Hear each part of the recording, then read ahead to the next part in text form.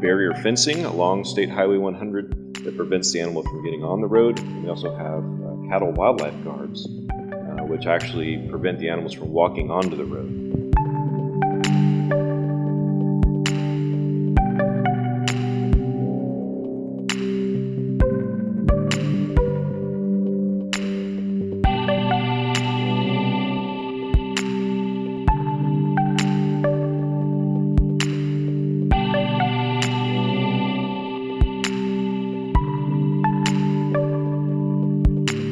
This project definitely helps drivers where obviously they're not hitting wildlife on the road, and we do have two large species here, white-tailed deer and nilgai, that could seriously hurt or even kill a driver, so keeping those off the road is extremely important.